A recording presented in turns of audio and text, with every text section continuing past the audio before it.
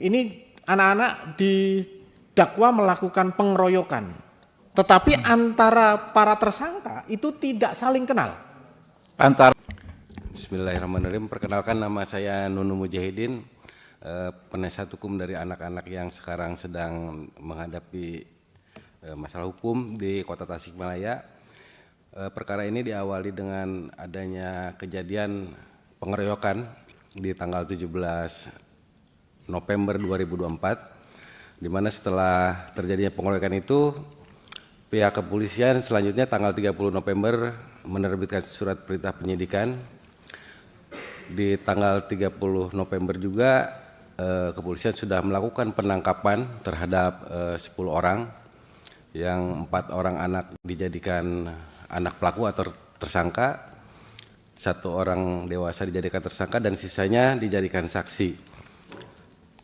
Yang jadi masalah adalah pada saat penangkapan, penyidik baru juga melakukan pemeriksaan terhadap para korban di tanggal 30, di mana kedua korban keduanya menyatakan bahwa mereka tidak mengetahui siapa pelaku sebenarnya. Kemudian di tanggal yang sama, polisi tanpa bukti yang cukup sudah melakukan penangkapan terhadap anak-anak yang sekarang sedang diproses di pengadilan. Kemudian pada saat pemeriksaan di kepolisian, anak-anak ini tidak didampingi oleh penasihat hukum maupun orang tua, kemudian dari pembimbing kemasyarakatan dari Bapas. Jadi mereka hadir, orang tua hadir, penasihat hukum hadir, dan pembimbing kemasyarakatan hadir itu setelah 2 hari kemudian. Dan kemudian dijelaskan oleh Bapas ini bahwa ditanyakan kepada anak-anak apakah benar BAP yang telah disusun oleh penyidik. Kemudian ditandatanganlah oleh si pembimbing kemasyarakatan di dalam BAP tersebut. Sementara kalau secara aturan itu harusnya penasihat hukum, orang tua, dan pembimbing kemasyarakatan itu hadir pada saat pemeriksaan. Jadi pada saat penangkapan dan pemeriksaan dalam BAP. Ini tidak dilakukan oleh penyidik di kepolisian Tasikmalaya Kota. Kemudian juga jadi masalah adalah pada saat penangkapan orang tua tidak diberitahu tentang hak-hak anak untuk mendapat pendampingan hukum, sehingga dari keterangan orang tua, kemudian dari bukti-bukti yang di persidangan yang sekarang sudah pada tahap penuntutan hari ini. Kemarin di persidangan itu sama sekali anak-anak tidak berada di lokasi kejadian, ya di dalam. Jadi begini Pak Ketua, perkara ini didakwa dengan 2 kali dakwaan. Dakwaan pertama setelah kita ajukan eksepsi itu ditolak, dinyatakan batal oleh majelis hakim, dan anak-anak harus dibebaskan. Kemudian di hari yang sama tanggal 6 Januari itu terbit dakwaan yang baru dengan perkara yang dalam 1 hari yang sama. Hari langsung. Hebat sekali. Dengan perkara yang baru dengan nomor 1 tahun Pidsus Anak tahun 2025 PNTSM. Dengan hakim yang sama, jaksa yang sama, kemudian menetapkan lagi penahanan yang baru.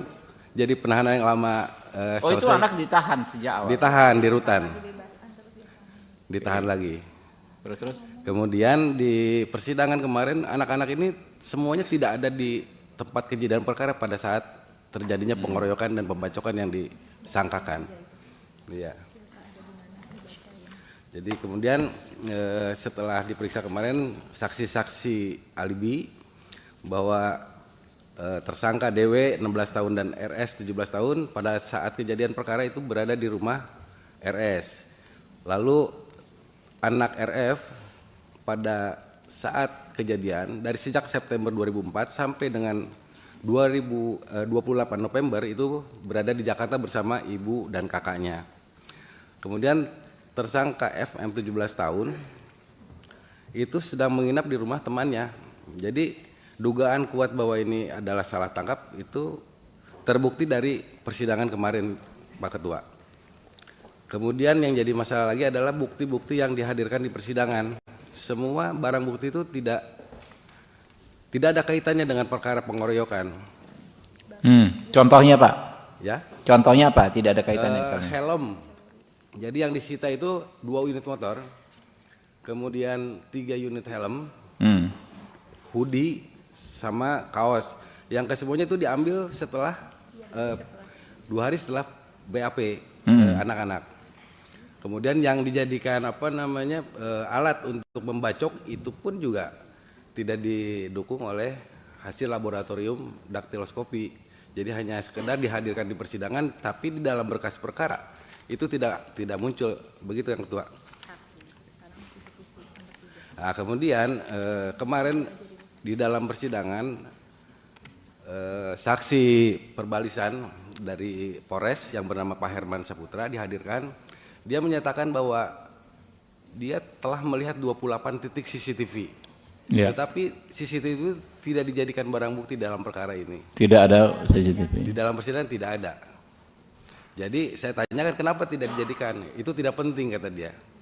Gitu. Dari perbalisan Polres Tasikmalaya. Barangkali itu yang bisa kita sampaikan, Pak Ketua. Korbannya ini meninggal ya? Tidak, sehat. Cuman luka aja di belakang. Dan kemarin juga hadir di persidangan pada saat pemeriksaan. Ada upaya menempuh restoratif justice, perdamaian? Di Persi, memang waktu pada persidangan perkara nomor 1 itu majelis hakim mengadakan acara di Persi. Cuman kita menolak karena kita tidak merasa sebagai pelaku, anak-anak tidak merasa bahwa melakukan tindak pidana itu. Oke. Ada tambahan dari yang lain? Dari KPAI mungkin? Silakan. Terima kasih Bapak Ketua dan Bapak Ibu anggota Komisi 3. KPAI sudah melakukan investigasi tanggal 12 hingga 14 Januari dan menemukan beberapa fakta bahwa benar sekali anak-anak tidak ada di tempat kejadian perkara pada tanggal tersebut dan lokasi tersebut yang sudah disampaikan oleh pengacara. Kemudian anak-anak menyampaikan mengalami kekerasan, intimidasi, bahkan para ibu juga mengalami tekanan ketika proses di kepolisian. Kemudian yang paling menyesakan hati adalah anak-anak ini ditempatkan di tahanan Polsek, Pak, Polsek Tawang, Kota Tasik. Polsek itu tahanannya sangat tidak layak untuk anak. Ukuran 3x3 tidak ada cahaya. Cahaya hanya dari satu lampu yang jaraknya sekitar 3 meter.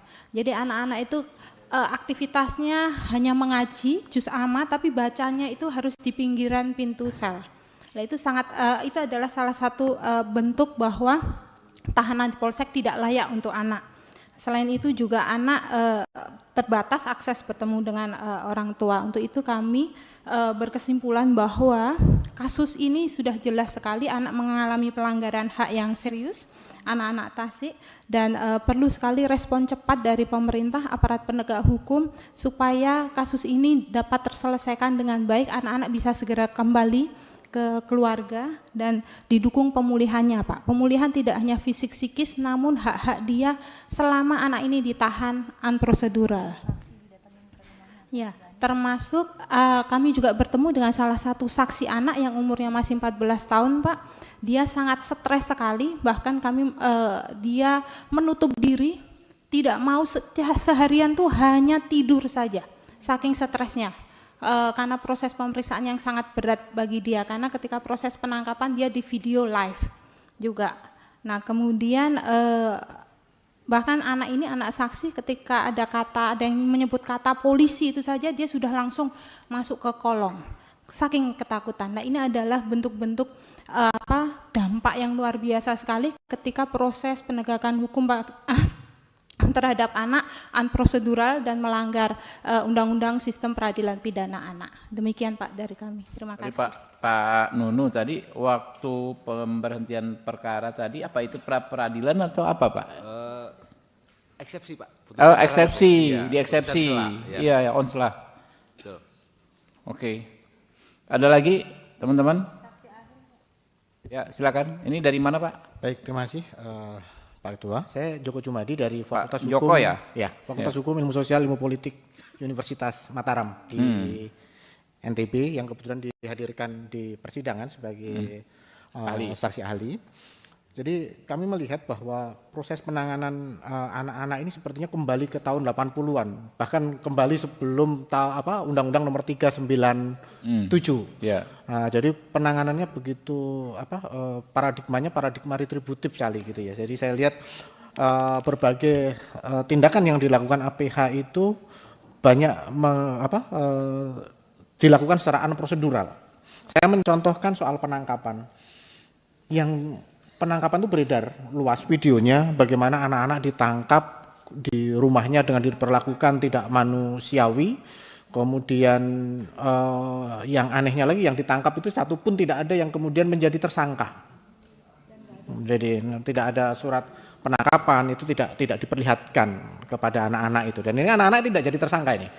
Nah, kemudian dijadikan saksi, yang kemudian pada saat di persidangan kemarin anak-anak itu juga menolak, sebenarnya tidak pernah mengenal para pihak. Jadi ini anak-anak didakwa melakukan pengeroyokan, tetapi antara para tersangka itu tidak saling kenal. Antara anak-anak yang ditangkap itu bukan dari satu grup gitu, bukan? Bukan, malah tidak saling kenal. Oke. Jadi memang kelihatan sekali ini proses prosedural yang dilakukan oleh teman-teman di APH.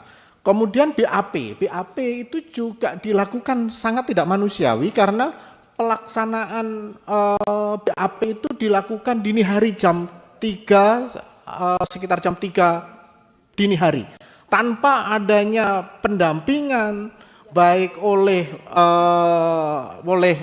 orang tua, oleh Bapas tidak ada, oleh PH tidak ada. Jadi mulai dari jam 1 sampai subuh itu pelaksanaannya. Nah, ini jadi memang tidak manusiawi. Kemudian di dalam proses penahanan ini kan seharusnya kalau dalam undang-undang SPPA kan jelas penahanan terhadap anak hanya bisa dilakukan di LPAS, Lembaga Penempatan Anak Sementara, dan kemudian kalau tidak ada itu di LPKS.